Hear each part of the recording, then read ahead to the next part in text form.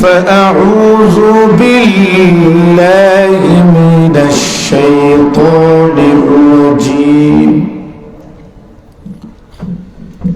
بسم الله الرحمن الرحيم.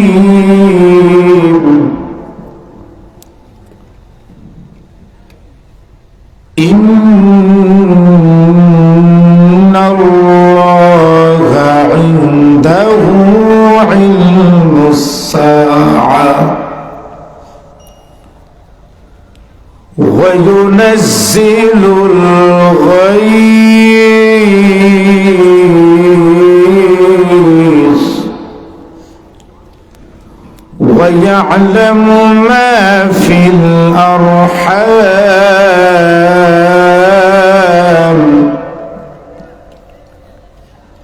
وما تدري نفس ماذا تكسب غدا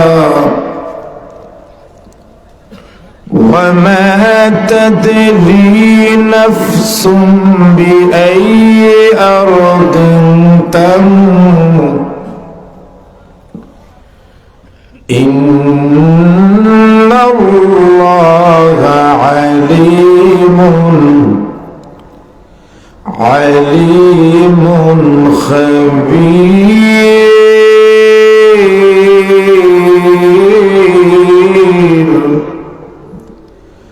صدق الله مولانا العظيم. صلى الله على سيدنا ومولانا محمد وعلى آله جره وأصحابه وسلم. صلى الله على سيدنا ومولانا محمد وعلى آله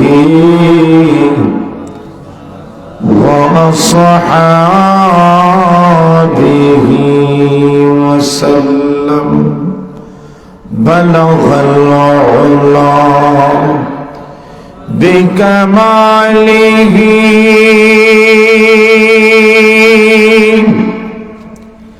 كشف الدجى بجماله حسنت جميع خصاله. صلوا عليه وآله. لا إله إلا الله لا إله إلا الله لا إله إلا الله لا إله إلا الله لا إله إلا الله محمد رسول الله.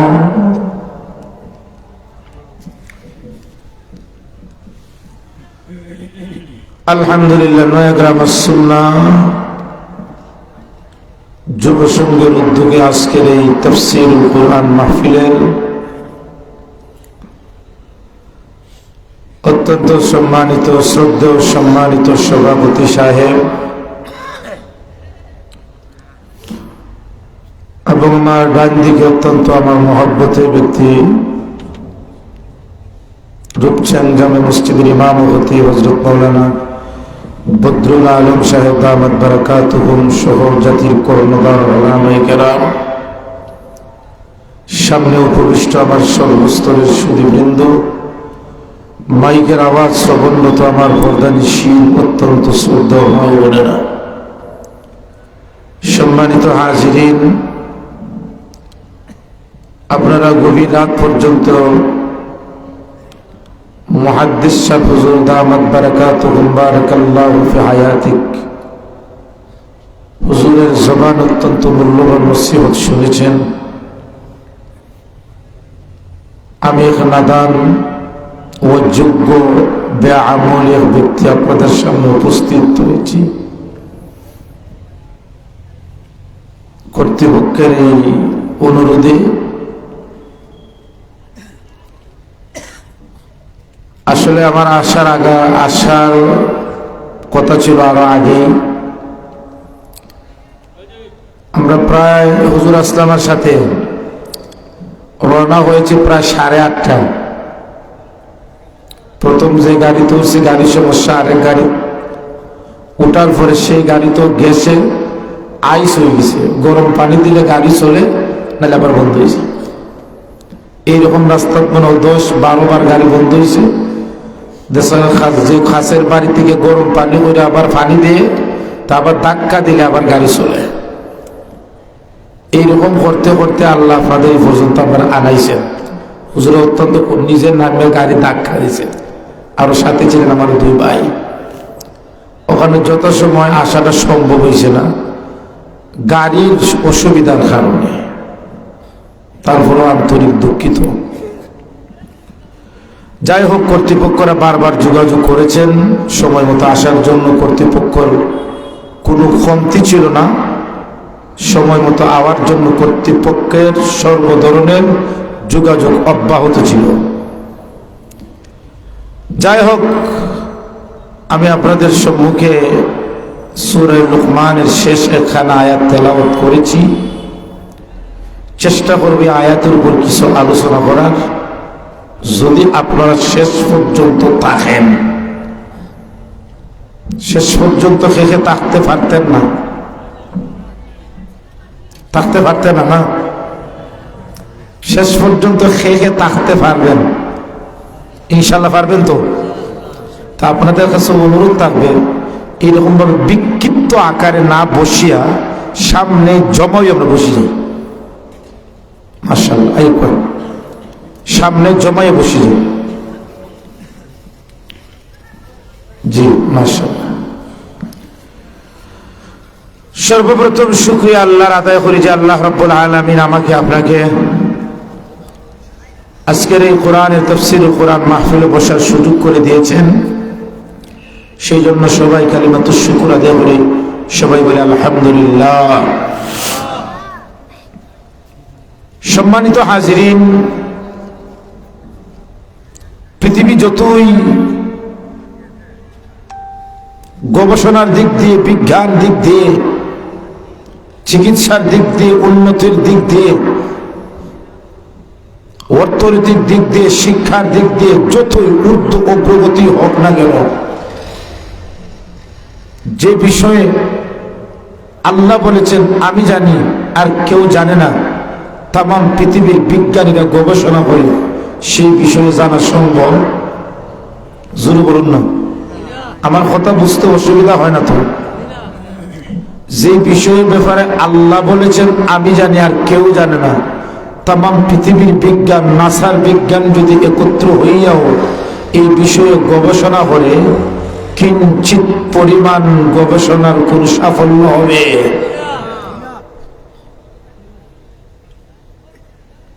বিজ্ঞান অনেক ঊর্ধ্বগতি, যত দিন যায় বিজ্ঞানের আবিষ্কৃত অনেক জিনিস আমরা ব্যবহার করি। এক সময় আমাদের হাতের এই মোবাইলটা ছিল না। মানুষ মারা গেলে ব্যক্তি যাইতো আত্মীয় স্বজনের বাড়ি দাওয়াত দেওয়ার জন্য।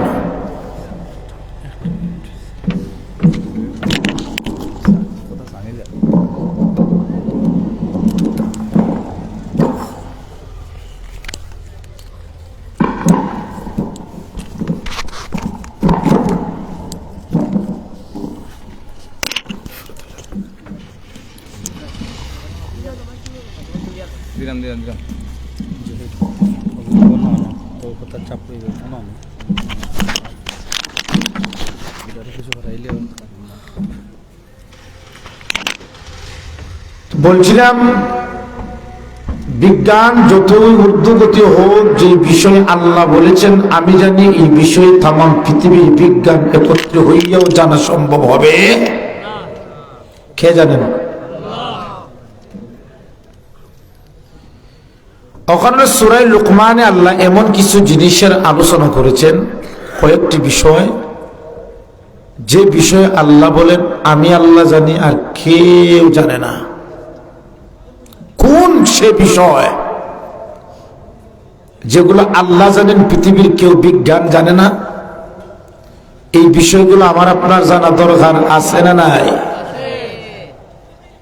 আসুন, কোন সেই বিষয় যেগুলো একমাত্র আল্লাহ জানেন, আর কেন এই বিষয়গুলো আল্লাহ আলোচনা করছেন? আল্লাহ নবীজির এক সাহাবী নবীজিকে জিজ্ঞেস করলো, ওগো নবীজি, সাহাবায়ে কেরাম কোন জিনিস জানতে হলে নবীকে জিজ্ঞেস করতেন। একজন সাহাবী জিজ্ঞেস করলো, ওগো আল্লাহর নবী, অনেক দিন হয়ে গেছে জমিনে বৃষ্টি হয় না,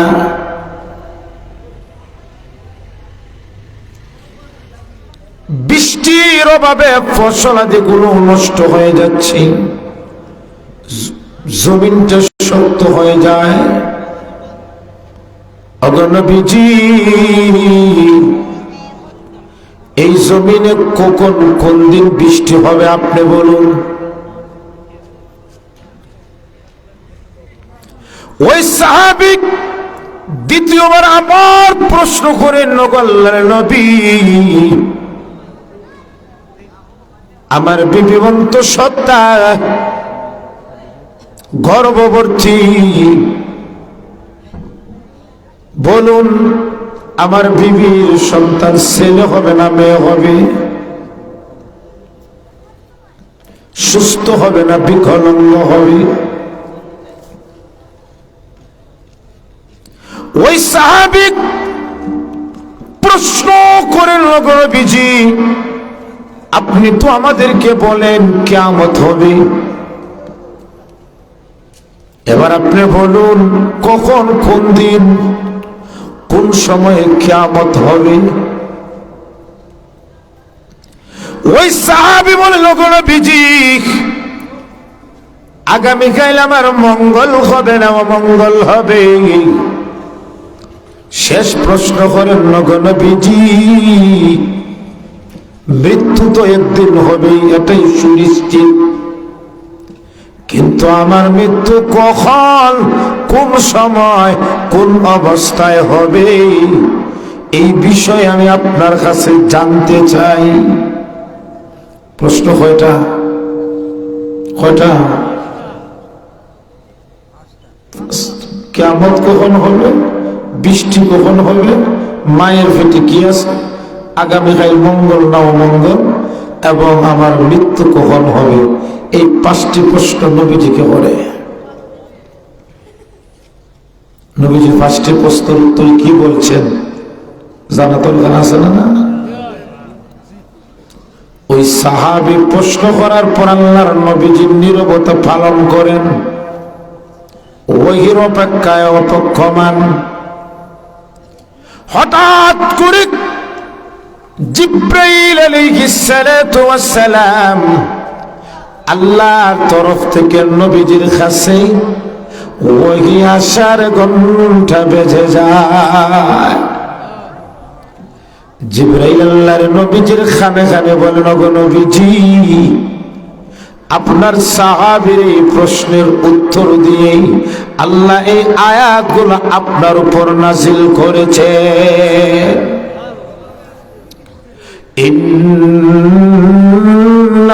ইন্নাল্লাহা ইনদাহু ইলমুস সাআ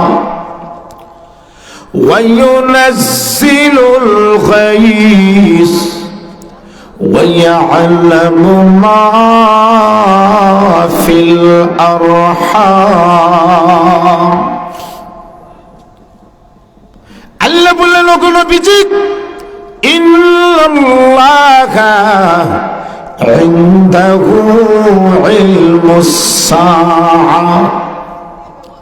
কিয়ামত কখন হবে কোন দিন হবে কোন সময় হবে এর একমাত্র সঠিক জ্ঞান আমার আল্লাহর কাছে এর ব্যাপারও আপনার নবীজিও জানেন না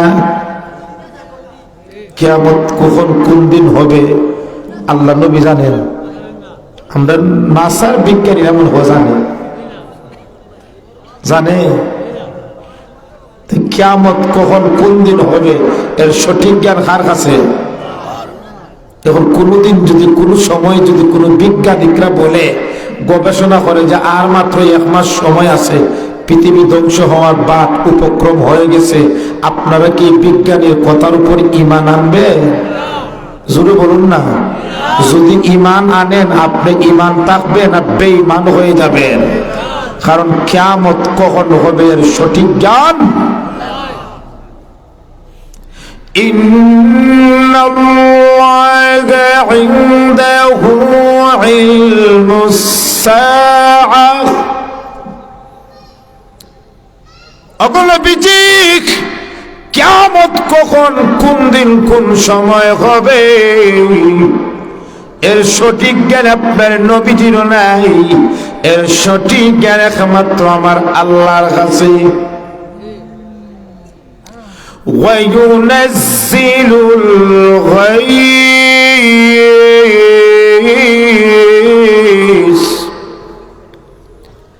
বৃষ্টি কখন কোন জায়গায় কোন অনুপাতে হবে এর সঠিক জ্ঞান আমার আল্লাহর কাছে কেউ জানে আপনারা তো আমার প্রশ্ন করিবা যে হুজুর রেডিও টেলিভিশনও তো আমরা মাঝে মাঝে আবহাওয়া খবর শুনলে আবহাওয়ার খবর হয় আগামীকাল সিলেট বৃষ্টি হয় প্রচার হয় না পরের দিন দেখা যায় বাস্তবেই তো বৃষ্টি হয়ে যায় তা আপনি বলছেন বৃষ্টি কখন কোন দিন হবে আল্লাহ জানেন এখনো আমাদের আবহাওয়ার বিদ্রাও জানে আয়াতে আর আবহাওয়ার বিদ্যের জানার মধ্যে সাংঘর্ষিক হয়ে গেল জোরে বলুন না আবহাওয়ার বিদ্যের খবরটা একটু খান দিয়া শুনবা আগামীকাল সিলেট বৃষ্টি হবেই শব্দ বলে না বৃষ্টি হতে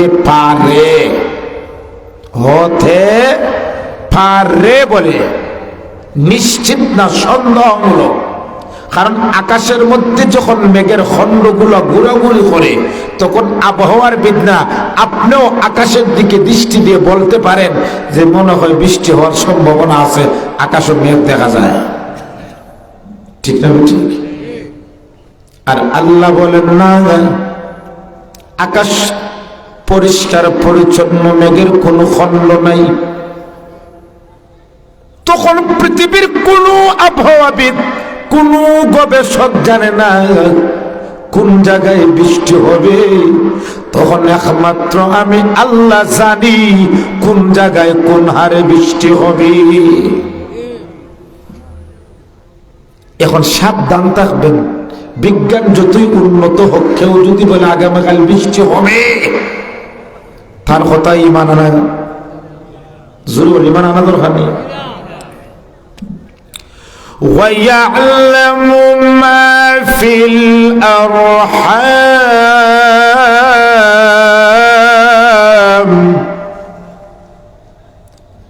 মায়ের পেটে ছেলে নামে সুস্থ না বিকলাঙ্গ এর সঠিক জ্ঞান কার কাছে আপনারা হলো না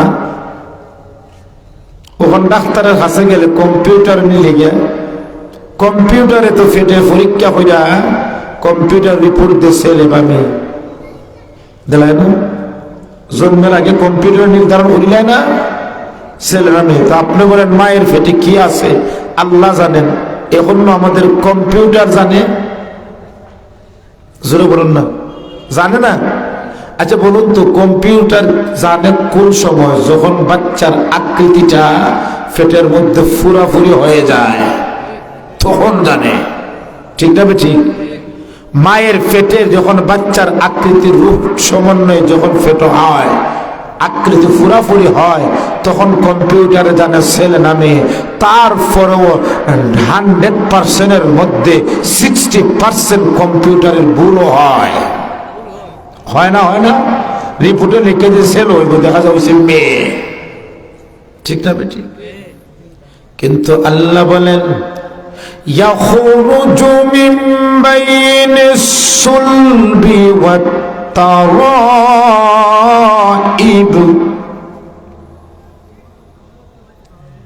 বাবার পৃষ্ঠদেশে মায়ের বুকে যখন নাফাখ পানিটা থাকে, তখন আমার আল্লাহ জানেন স্বামী স্ত্রীর মিলনের মাধ্যমে ওই নাফাখ পানি দ্বারা ছেলে হবে না মেয়ে হবে, তখন পৃথিবীর কোন বিজ্ঞান কোন ব্যক্তি জানে না। জানেনি? ওয়ামা তাদরি নাফসুম মাযা তাকসিবু গাদা, আগামীকাল মঙ্গল না অমঙ্গল কি উপার্জন করবে এর সঠিক জ্ঞান কার কাছে? কটা গেল?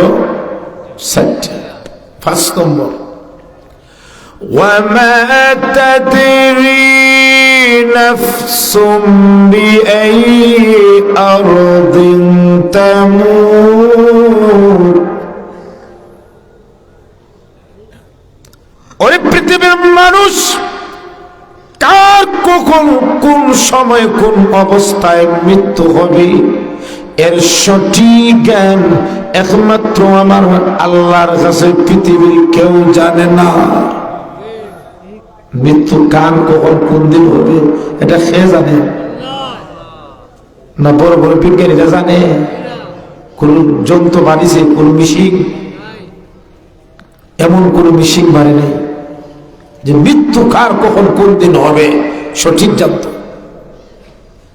একবার বিজ্ঞানীর একজন মুমূর্ষ ব্যক্তি, যে ব্যক্তি মারা যাবে, বিজ্ঞানীরা বলছে 3 দিনের ভিতরে মারা যাবে, বিজ্ঞানীর এমন একটা রুমের ভিতরে এই মুমূর্ষ ব্যক্তিরা রাখছে, একটা সুই পরিমাণ প্রবেশ করার ক্ষমতা নাই, চতুর্দিকে সিসি ক্যামেরা, বাহিরের রুম থেকে কন্ট্রোল রুম থেকে কম্পিউটারের মাধ্যমে নিয়ন্ত্রণ করতেছে যে ব্যক্তিটা মারা যাবে 3 দিনের ভিতরে।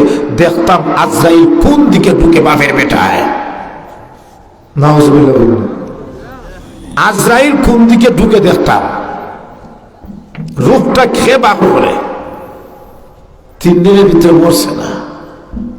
ব্যাপার কি? টাইম দিলাম 3 দিন, ওখানে মারা গেল না। এখন সপ্তাহ পরে যেই রুম রাখছে ভিআইপি রুম, রুমের খাসগুলো নস হয়ে, কম্পিউটার সিসি ক্যামেরাগুলো ধ্বংস হয়ে কোন সময় মারা গেছে কোন সিসি ক্যামেরা কোন বিজ্ঞানীর চোখও করছে না। কার কখন মৃত্যু হবে এর সঠিক জ্ঞান খেয়ে জানে। কিন্তু মৃত্যু এটা নিশ্চিত হবেই। মৃত্যু নিশ্চিত হবেই। মৃত্যু একটা সুনিশ্চিত বিষয়, সুনিশ্চিত বিষয় হলো মৃত্যু।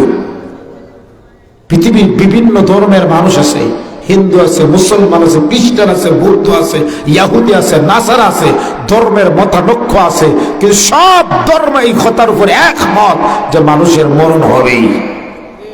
জোরে বলুন ঠিক না বেঠিক? সব মানুষ এটা বিশ্বাস করে মৃত্যু নিশ্চিত হবেই। ওখানে আল্লাহ পবিত্র কুরআন মৃত্যুরে ইয়াকিন, মৃত্যু না বলে বলেছেন ইয়াকিন। কি বলেছেন? ইয়াকিন শব্দের অর্থ নিশ্চিত, সুনিশ্চিত। আল্লাহ বলেন ওয়া'বুদ রাব্বাকা হাত্তা ইয়াতিয়াকাল ইয়াকিন। ওগো নবীজি, আপনি আপনার রবের ইবাদত করুন হাত্তা ইয়াতিয়াকাল ইয়াকিন আইল মউত, ইয়াকিন আসার আগ পর্যন্ত, মানে মৃত্যু আসার আগ পর্যন্ত আল্লাহ কেন মৃত্যু শব্দ না বলে ইয়াকিন শব্দ বলেছেন? আল্লাহ পৃথিবীর মানুষদেরকে ওই মেসেজটাই দিয়েছেন, ওই পৃথিবীর মানুষ মৃত্যু এমন একটা বিষয়, এটা সুনিশ্চিত হবেই। এটা কি আর আয়াত বলে মা সালাকাকুম ফি সাকার ক্বালু লাম নাকু মিনাল মুসাল্লিন ওয়া লাম নাকু নুত'ইমুল মিসকিন وَكُنَّا نَخُوضُ مَعَ الْخَائِضِينَ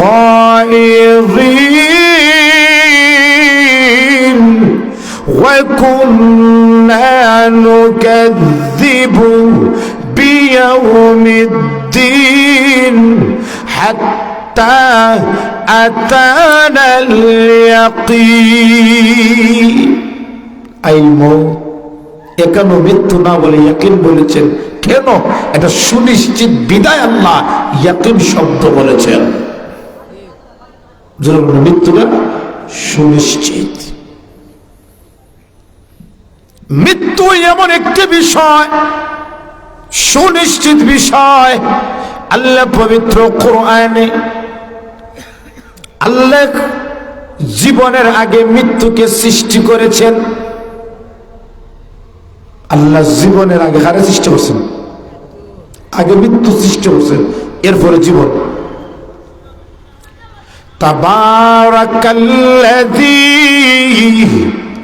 বিয়াদিহিল মুলকু ওয়া হুয়া আলা কুল্লি শাইইন কাদির الذي خلق الموت والحياة ليبلوكم أيكم أحسن عملا আল্লাহ বলেন আল্লাযী খালাকাল মাউত, আমি আল্লাহ মৌতকে সৃষ্টি করেছি, ওয়াল হায়া, জীবনকে সৃষ্টি করেছি। আল্লাহ প্রথমে মৃত্যুকে, পরে জীবনকে। যদিও আয়াতের ব্যাখ্যাটা অন্যরকম, কিন্তু বাহ্যিকভাবে লক্ষ্য করলে দেখা যায় আল্লাযী খালাকাল মাউতা, আমি মৃত্যুকে সৃষ্টি করেছি, ওয়াল হায়াতা, জীবনকে সৃষ্টি করেছি। হওয়ার কথা ছিল জীবন প্রথমে, মৃত্যু পরে, কিন্তু হয়েছে মৃত্যু আগে, পরে জীবন। কেন? আল্লাহ এই পরিবর্তনের কারণ হইল পৃথিবীর মানুষদেরকে ওই কথার মেসেজটা দিয়েছেন, ওরে পৃথিবীর মানুষ, মৃত্যু একটা সুনিশ্চিত বিষয়, এটা হবেই। এটা কি? মৃত্যু এমন একটি বিষয়, নিশ্চিত হবেই, এর থেকে বাঁচার কোনো পথ নাই। মানুষ মৃত্যু থেকে বাঁচার পথ খুঁজে, মৃত্যু থেকে বাঁচতে চায়, কিন্তু বাঁচা সম্ভব হয় না। কিন্তু এই চেষ্টাটা যদি মানুষ জাহান্নাম থেকে বাঁচার চেষ্টা করত, কিন্তু জাহান্নাম থেকে বাঁচার চেষ্টা করলেই জাহান্নাম থেকে বাঁচতে পারত। ঠিক না? ঠিক। এই চেষ্টাটা যদি হয়তো জাহান্নাম থেকে বাঁচতে পারত, কিন্তু এই চেষ্টা করে মৃত্যু থেকে চেষ্টা করলে খামাইব। জোরে বলে খামাইব। কুল্লু নাফসিন যায়িকাতুল মাউত সুম্মা ইলাইনা তুরজাউন। পৃথিবীর প্রত্যেকটা প্রাণীর মৃত্যু হবেই, মৃত্যু হবেই। ঠিক না? মৃত্যু থেকে বাঁচতে খামাইব পারবা? দৌড়িয়ে দিতা। قل إن الموت الذي تفرون منه فإنه ملاقيكم ثم تردون إلى عالم الغيب والشهادة فينبئكم بما كنتم تعملون নবীজি আপনি বলুন যারা মৃত্যু থেকে পলায়ন করে মৃত্যু তাদেরকে পাকড়াও করবে তাদেরকে গ্রেফতার করবে মৃত্যু তাদেরকে গ্রেফতার করবে ধরবে যদি মৃত্যুর ভয়ে যদি সুপ্রাচীন প্রাসাদও থাকো আজরাইল সালাম পারতা না যাইতা জোর 20 তলা থাকলে মনে উঠতে পারতা না পারবানি আইনামা তাকুনু ইউদরিকুমুল মাউত ওয়ালাউ কুনতুম ফি বুরুজিন মুশাইয়াদা যেখানেই যাও মৃত্যু পাকড়াও করবে নির্ধারিত টাইমে মৃত্যু তোমাকে ধরবে যখন সময় আসবে মৃত্যু তোমাকে পাকড়াও করবে লিকুল্লি উম্মাতিন আজাল فإذا جاء أجلهم لا يستأخرون ساعة ولا يستقدمون নির্ধারিত টাইমে মৃত্যু তোমাকে পাকড়াও করবে ঠিক না ঠিক তাই মৃত্যু আসবে এটাই সুনিশ্চিত আমাদের একজন বাংলাদেশের কবি বলছিলেন ভবিষ্যতে বিজ্ঞানীরা এমন কোন যন্ত্র আবিষ্কার করবে যে যন্ত্র আবিষ্কার করার পরে মানুষের কোনো মৃত্যু হবে না মানুষ চির অমর থাকবে নাউজুবিল্লাহ জোরে বল না পৃথিবীতে এমন একটা যন্ত্র আবিষ্কার হবে বিজ্ঞানীরা মৃত্যু হইতো না আজ পর্যন্ত পারছে কিয়ামতের আগ পর্যন্ত পারবো না মৃত্যু থেকে বাধা দেওয়ার কোন যন্ত্র কোন মেশিন কোন গবেষক এই ব্যাপারে কোন জিনিস পারবে না করতে পারছে না পারবে না কিয়ামত পর্যন্ত মৃত্যু হবে এটা সুনিশ্চিত বিষয় এর মধ্যে কোন সন্দেহ নাই ওখানে মৃত্যু হবেই এর জন্য প্রস্তুতি থাকা দরকার আছে না না জুড়ে বল না আছে না না আমরা সাধারণ মানুষ আমার কাছে আজরাইল আইলে অনুমতি লইবানি আব্দুল করিম তোমার মত রেডি এরকম জিগাইবানি কিন্তু আম্বেই কেরামের কাছে আজরাইল সাল্লাম গেলে অনুমতি নেন কারণ কোন আম্বেই কেরাম পৃথিবীর থাকতে চান না তারা চান মৌলার সাথে সাক্ষাতের জন্য ঠিক না কিন্তু আমরা জান নিতে গেলে জিগাইবা আমরা জানি কোন দিন আইবা ইমাম মালিক রহমতুল্লাহ আলাইহি চিনেন না আপনারা সাইন মযহবের এক মযহবের ইমাম সাহেবের নাম কি ইমাম আমরা কোন মযহবের হানাফি আবু হানিফা রহমতুল্লাহ আলাইহি যারা ইস্তেমবাত করেছেন কোরআন হাদিস থেকে ইস্তেমবাত শব্দের অর্থ হইল মাটি কুড়ে পানি বের করা ইস্তেমবাত করেছেন কোরআন হাদিস থেকে গবেষণা করে চেষ্টা করে ইস্তেহাদ করে হাজার হাজার লাখ লাখ মাসলা আমাদের জন্য মযহবের ইমামরা মানে আমাদের সামনে পরিষ্কার করে দিয়েছে এরাই হলো আমাদের মযহবের ইমাম ইমাম মালিক রহমতুল্লাহ আলাইহি শেষ বয়সে নফল হজ করতা তাই ইচ্ছা হইছে আবার ইমাম মালিক রহমতুল্লাহ মনের বড় ইচ্ছা কি আল্লাহ আমার মৌতটা যেন নবীজির মদিনাতুল মুনাওয়ারায় হয় ইমাম মালিক রহমতুল্লাহি আলাইহি শেষ বয়সে কাবাগর তওয়াফ করবেন আবার ওনার বড় বড় আশা আল্লাহ আমার মৌতটা যেন মদিনাতুল মুনাওয়ারায় হয় ইমাম মালিক রহমতুল্লাহি আলাইহি চিন্তিত হয়ে গেলেন যদি হজে যাই আর সেখানে যদি আমার মৌত হয়ে যায় তাহলে আমার জীবনের স্বপ্ন মদিনাতুল মুনাওয়ারায় আমার মৌত হবে না। এই চিন্তা করা অবস্থায় তাই ঘুমাই গেছে, রাত্রিতে ঘুমাই গেছে। ঘুমে দেখেন হযরত আজরাইল আলাইহিস সালাতু ওয়াস সালামের স্বপ্নে দেখেন ঘুমে। সুবহানাল্লাহ। আমরা তো আজরাইলের স্বপ্ন জিন্দেগিতে দেখিনি, শয়তান দেখিস তোরা। ইমাম মালিক রাহমাতুল্লাহি আলাইহি ঘুমের মধ্যে আজরাইলকে স্বপ্নে দেখেন, খুব খুশি হলেন। ও আজরাইল, একটা বিষয় নিয়ে আমি চিন্তিত ছিলাম, যেহেতু স্বপ্নে তোমার দিদার হয়ে গেছে, তুমি তো মানুষের জান কবজ করো। হ্যাঁ ও আজরাইল, তোমার কাছে আমার প্রশ্ন, আমার ইমার মালিকের মৃত্যু কখন হবে? তুমি তো জান কবজ করো, বলো। আমি হজে যাইতাম, আমার খুব ইচ্ছা, কিন্তু মনে মনে সন্দেহ, যদি হজে গিয়ে মারা যাই তাহলে মদিনাতুল মুনাওয়ারা আমার মৌত হবে না। তুমি যদি বলে দাও যে আমার মৃত্যু কোন দিন হবে, তাহলে আমি নিশ্চিন্তে হজ করলাম, কোনো অসুবিধা। প্রশ্ন করছেন আমার মৌত কোন দিন হবে। আজরাইল আলাইহিস সালাতু ওয়াস সালাম উত্তর না দিয়ে হাতের 5 আঙ্গুলের দিকে ইশারা করে চলে গেলেন। কয় আঙ্গুল? চিন্তা কমছে না বাড়ছে? জোরে বলুন না, কেমন বাড়ছে? প্রশ্ন করছেন মৌত কোন দিন হবে, এখন 5 আঙ্গুল দেখাই গেছেন কি? এখন 5 ঘন্টা না 5 দিন না 5 মাস না 5 বছর না 5 যুগ? চিন্তা বাড়ছে না কমছে?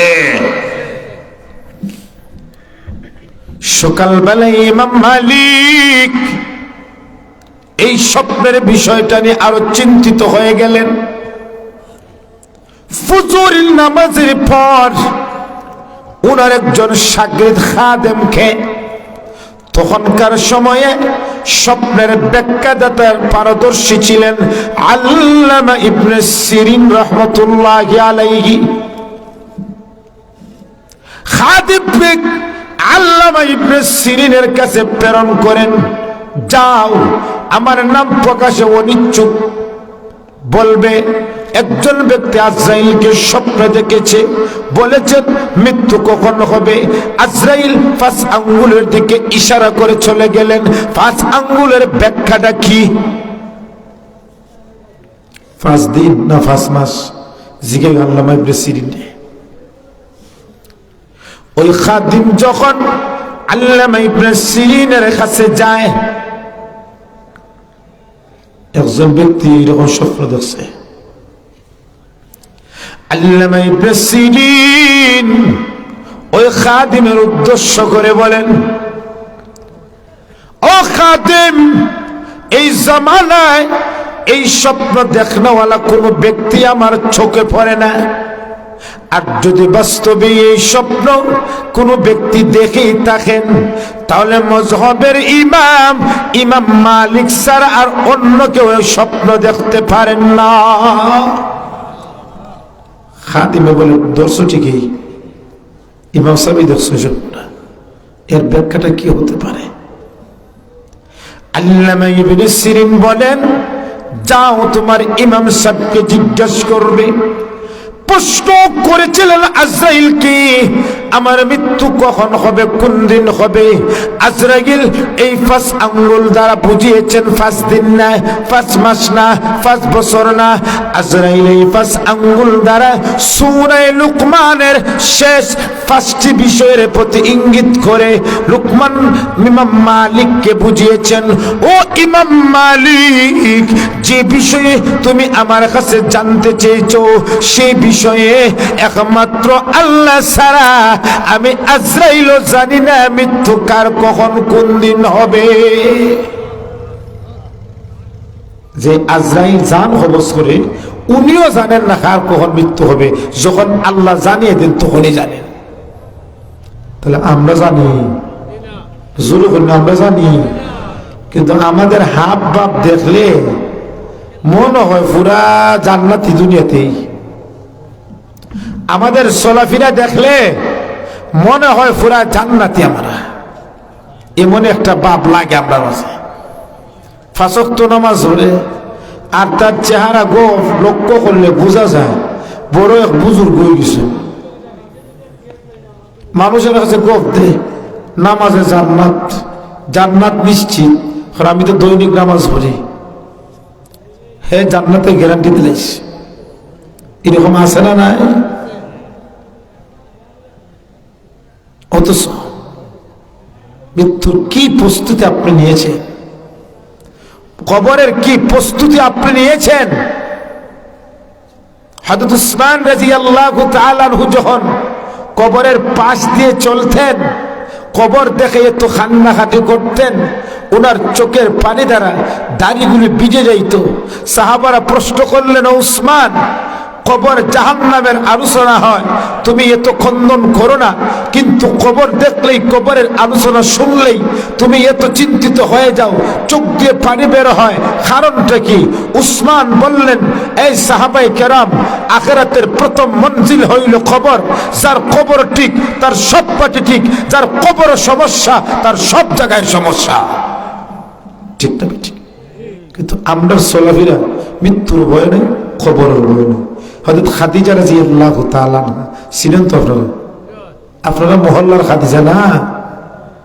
নবী করিম সাল্লাল্লাহু আলাইহি সাল্লামের প্রিয়তম বিবি খাদিজা রাদিয়াল্লাহু তাআলা আনহা শিল্পপতি একজন নারী, যেই মহিলা আল্লাহর নবীজির জন্য জান দিয়েছেন, মাল দিয়েছেন, ত্যাগ করেছেন, কুরবান দিয়েছেন, নবীর জন্য সমস্ত জিন্দেগিটাই নবীর জন্য বিলিয়ে দিয়েছেন, সেই নারীর নাম হলো খাদিজা রাদিয়াল্লাহু তাআলা আনহা।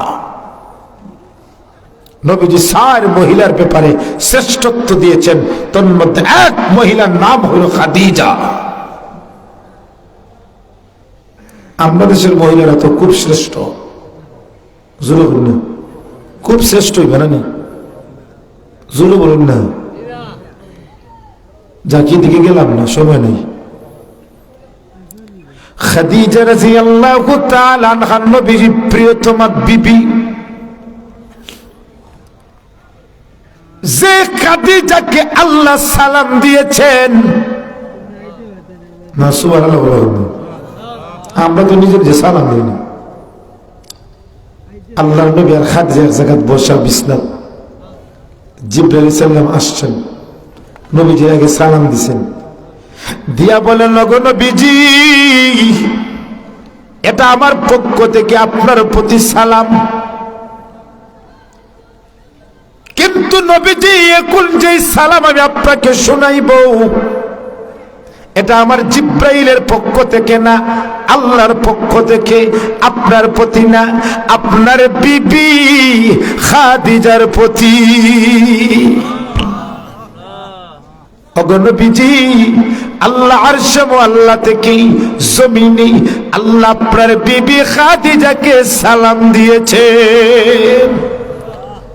যেই মহিলার আল্লাহ সালাম দিছো, এই মহিলা কি কোনোদিন জান্নাত ছাড়া অন্য কোনো চিন্তা করা যায়? যেই মহিলার নবীজি 4 রমণীর শ্রেষ্ঠত্বের মর্যাদা স্থান দিয়েছেন, ওই মহিলা কি জান্নাত ছাড়া অন্য কোনো বিকল্প চিন্তা করা যায়? কিন্তু সেই খাদিজা রাদিয়াল্লাহু তাআলা আনহা মৃত্যুর পূর্বে আল্লাহর নবীজিকে হাতে হাত রেখে বলেন, ওগো নবীজি, স্বামী হিসাবে আমি আপনাকে বলবো না, আপনাকে নবী হিসাবে বলতেছি। 3টা ওসিয়ত আপনাকে করে যেতে চাই। কয়টা? স্বামী হিসাবে না নবী হিসাবে? আল্লাহর নবী বলেন, খাদিজা, এত চিন্তার কোনো প্রয়োজন নাই, বলো। খাদিজা রাদিয়াল্লাহু তাআলা আনহা বলেন, ওগো নবীজি, মনে হয় আমি আর পৃথিবীর মধ্যে বেশি দিন বাঁচব না, মনে করি আমার মৌতের সময় একেবারে নিকটে চলে আসছে। ওগো নবীজি, আমার খাদিজা মৌতকে খুব ভয় হয়, কবরকে খুব ভয় হয়। ওগো নবীজি, আমি খাদিজা যখন মারা যাব, আমি মৃত্যুর পর গোসলের পর আমার যখন কাফন পরানো হবে, আমার খাদিজার কাফনটা যেন অন্য কোন জায়গায় থেকে পরানো হয় না।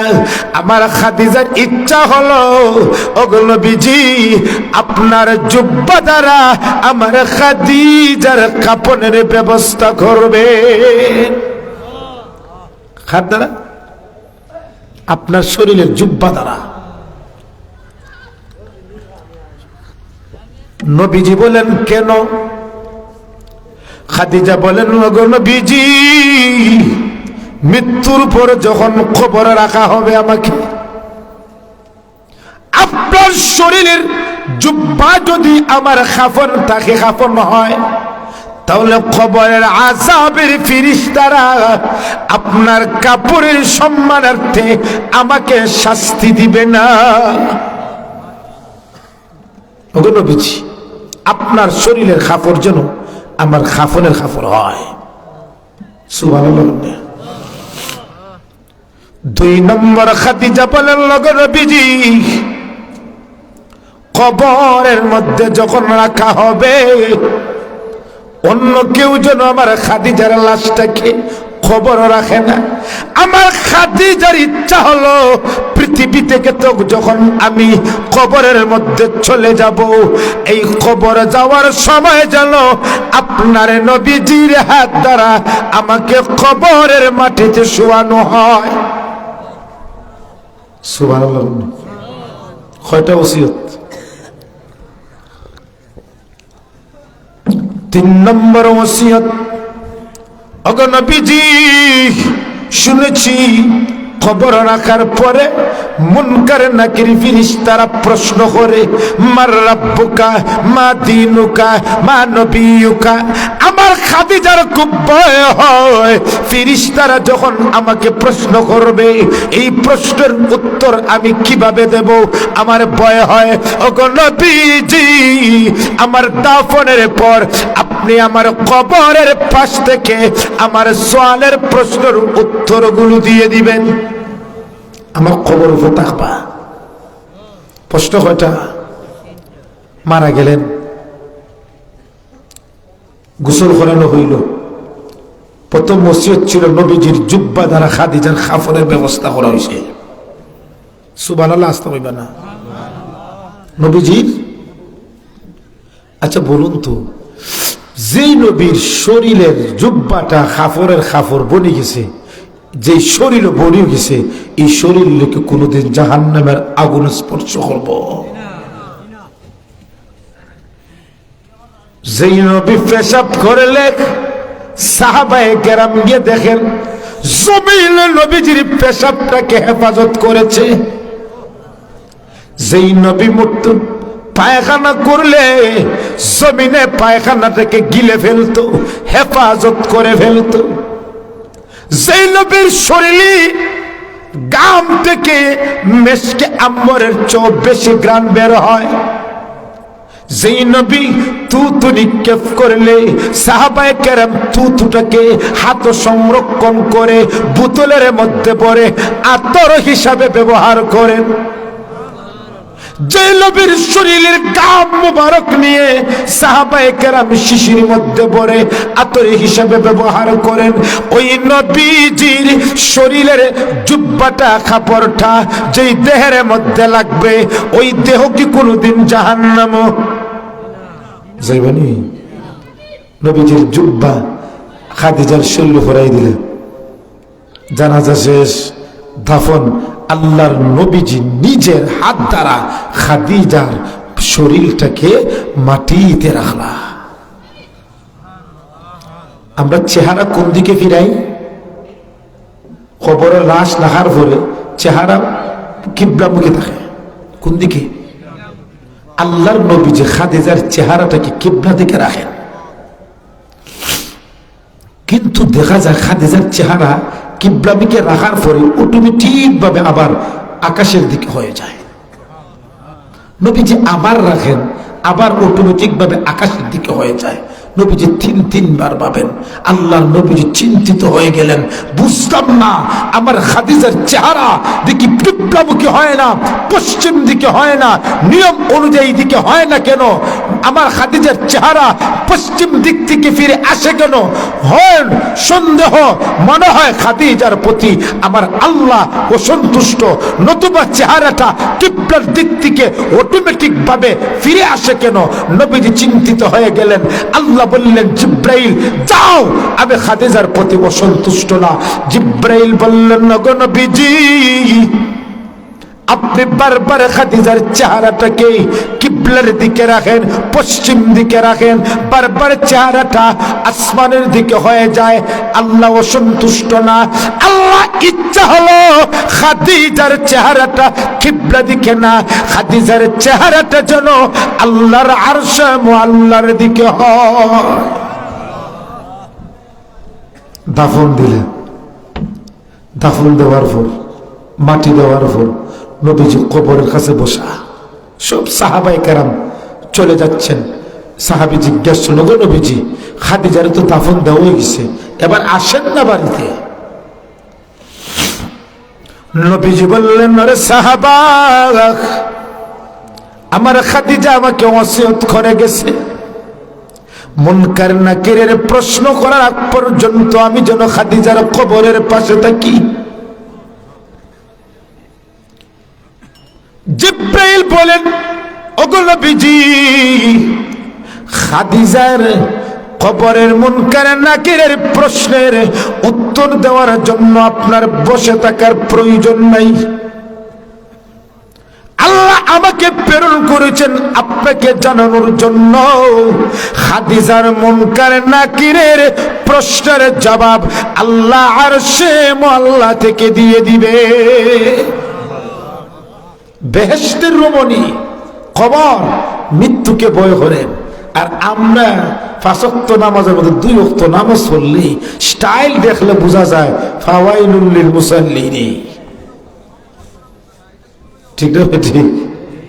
ওখানে আমার মৃত্যুর কোনো চিন্তা নাই, মৃত্যুর কোনো চিন্তা নাই। হযরত আব্দুল্লাহ ইবনে উমর রাদিয়াল্লাহু তাআলা আনহুমা বলেন, আমরা কয়েকজন সাহাবী নবীজির কাছে গেলাম। একজন সাহাবী দাঁড়িয়ে গেল, কেউ বয়ে নবীজির বয়ে দাঁড়ায় না, সম্মানের বয়। হুজুর বলুন না, লক্ষ্মীপুরে হুজুর যদি এখানে নসিহত করেন, আপনারা কেউ কোনো কিছু বলবেন, এটা সম্মানের বয়, ঠিক না? তো নবীজিও সাহাবায়ে কেরাম যখন নবীজির কাছে বইতা, একবারে বোঝা যায় মানে মনিবের সামনে তার ছাগল বইছে, ওইলা একটা ভাব লাগতো, এত সম্মান দিতা সাহাবায়ে কেরাম। একদিন নবী করিম সাল্লাল্লাহু আলাইহি সাল্লাম জোহরের নামাজ পড়া অবস্থায়, মিশকাত শরীফের হাদিস, বুখারী শরীফের হাদিস, মুত্তাফাকুন আলাইহি, তো নবীজি জোহরের নামাজ, জোহরের ফরজ কয় রাকাত? জোরে বলুন। নবী করিম সাল্লাল্লাহু আলাইহি সাল্লামের পিছনে আবু বকর, ওমর, উসমান, বড় বড় সাহাবায়ে কেরাম রাদিয়াল্লাহু তাআলা আনহুম নবীজির পিছনে নামাজ পড়তেছে। জোহরে ফরজ নামাজ 4 রাকাত না পড়িয়া নবীজি 2 রাকাত পড়ে সালাম ফিরে গেছেন। নামাজ কয় রাকাত হইতো? 4 রাকাত। ফরজ কয় রাকাত? এরপরে খেয়ে পড়ছেন নবীজি। কোন সাহাবায়ে কেরাম এই কথা বলার, লুকমা দেওয়ার সাহস নাই যে নবীজি 4 রাকাত নামাজ পড়ার কথা 2 রাকাত পড়ছেন। আবু বকরের মতন সাহাবী, উমরের মতন বড় আশিদ্দাউ আলাল কুফফারের মতন সাহাবী, উসমান রাদিয়াল্লাহু তাআলা আনহুর মতন সাহাবীরা এই কথাটা বলার সাহস নাই। ওগো নবীজি নামাজ তো 2 রাকাত পড়ছেন, বাকি 2 রাকাত।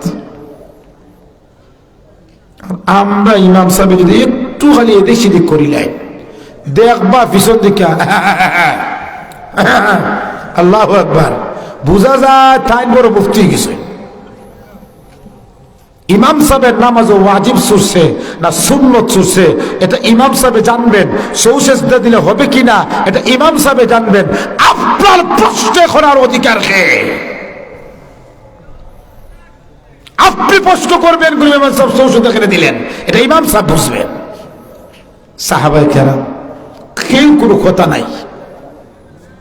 মনে মনে কেউ ভাবতাছে, মনে হয় জোহরের নামাজ অতদিন 4 রেখাত আছে, ঠিক আছে, মনে হয় আল্লাহ নামাজ 2 রেখাত কমাই দিছে, যা কারণ নবীজি 2 রেখাত করছে।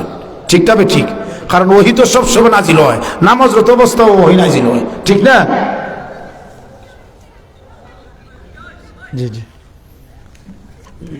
পিছন থেকে এক সাহাবী দাঁড়াইলা, পিছন থেকে এক সাহাবী, হাদিসের মধ্যে সাহাবীর নাম আসছে না, নাম এসে জুলিয়াদাইন। এই সাহাবীর হাত তুলনামূলকভাবে একটু লম্বা আছে, যার কারণে ওনাকে বলা হয় জুল ইয়াদাইন, হাতওয়ালা। ওই সাহাবী দাঁড়িয়ে বলেন, নবীজি প্রশ্ন একটি করব আপনাকে। নবীজি আকুসিরাতিস সালাহ আম নাসিতা ইয়া রাসূলুল্লাহ। নবীজি আপনি কি 2 রাকাত নামাজ পড়তে ভুলে গেছেন, না আল্লাহ 2 রাকাত নামাজ কমিয়ে দিয়েছে? কত সুন্দর প্রশ্ন। নবীজি জোহরের তো 4 রাকাত, আপনি পড়ছেন 2 রাকাত, 2 রাকাত পড়তে ভুলে গেছেন, না আল্লাহ 2 রাকাত কমাইছেন? কত সুন্দর প্রশ্ন। নবী করিম সাল্লাল্লাহু আলাইহি সাল্লাম জিজ্ঞাসা বড় বড় সাহাবায়ে কেরাম যারা আসলা, চাইলা কি তা খবর? বড় বড় সাহাবায়ে কেরাম বলছে ঠিক আছে 2 রাকাতই পড়ছেন, বাকি 2 রাকাত তো রইছে। নবী আবার নামাজ বিনা করছেন। হযরত আব্দুল্লাহ ইবনে ওমর রাদিয়াল্লাহু তাআলা আনহুমা বলেন, আমার আনসারদের এবং মুহাজিরদের কিছু সাহাবায়ে কেরাম নবীজির কাছে গেলাম। একজন সাহাবী দাঁড়িয়ে বললেন, ওগো নবীজি পৃথিবীর মধ্যে সবচেয়ে বুদ্ধিমান ব্যক্তি কে? আমি যদি কই আপনার কে, আপনি কি তা কইবেন? এম পেশাব বুদ্ধি, কারণ তাই তো ফাঁস করে দিছেন, ঠিক না? আমরা দেশের বুদ্ধিমান সে যার টেকা আছে, আমরা দেশের বুদ্ধিমান সে যার পাওয়ার আছে, আমরা দেশের বুদ্ধিমান সে যার কথা লন্ডনে যে, আমরা দেশের বুদ্ধিমান সে, ঠিক না বেটি? এরাই বুদ্ধিমান। টাকা থাকলে দেখবা বড় বড় পদ পাইলায়, টাকা থাকলে দেখবা এর কথাটা বিকিয়ে, টাকা থাকলে দেখবা তার হুঙ্কার দিলেও সবাই ডরায়, তার টাকা আছে। আল্লাহর নবী ফরমান, পৃথিবীর মধ্যে সবচেয়ে বড় বুদ্ধিমান হলো তারা যারা মৃত্যুকে অধিক পরিমাণ স্মরণ করে। যারা মৃত্যুকে বেশি স্মরণ করে তারাই বুদ্ধিমান। আল্লাহর নবী ফরমায়েন, আকসিরু যিকরা হাজিমিল লাজ্জাতিল মাউত। দুনিয়ার স্বাদ বিনষ্টকারী মৃত্যুকে তোমরা অধিক পরিমাণে স্মরণ করো। আর যে মৃত্যুকে অধিক পরিমাণে স্মরণ করবে, আল্লাহর নবীজি বলেন সেই পৃথিবীর সবচেয়ে বড় বুদ্ধিমান। ঠিক না ঠিক? মন তো হবেই। মৌতু কাসিন কুল্লু নাসিন শারিবু কবর বাইতিন কুল্লু নাসিন দাখিলু। হবে না হবে? আল্লামা কাজী সানাউল্লাহ পানিপতি রহমতুল্লাহি আলাইহি মালা বুদ্দা মিনহু কওমে মাদারিস দর্শে নাজামের মধ্যে অন্তর্ভুক্ত একটা বই, ওই বইয়ের কিতাবুল জানাইজের মধ্যে এনেছেন, যে ব্যক্তি মৃত্যুকে দৈনিক 20 বার স্মরণ করবে, আর ওই ব্যক্তি যদি ওই দিন বা ওই রাত্রে মারা যায়, আল্লাহ ওই ব্যক্তিকে শাহাদাতের মর্যাদা দান করে। আমরা চাই না শাহাদাতের মর্যাদা মৃত্যু হোক? চাই না? চাই না? জুড়ে বলুন চাই না? চাই না? ওখানে সবসময় মৃত্যুকে স্মরণ করবো তো ইনশাল্লাহ? সবসময় মৃত্যুকে স্মরণ রাখবেন তো? আল্লাহ আমাদের সবাইকে সব সময় মৃত্যুকে স্মরণ রাখার এবং শাহাদাতের মৌতের তামান্না নিয়ে জীবন যাপন করার তৌফিক দান করুক। সবাই বলি আমিন। ওয়া আখির দাওয়ানা আনিল হামদুলিল্লাহি রাব্বিল আলামিন। দোয়া তখন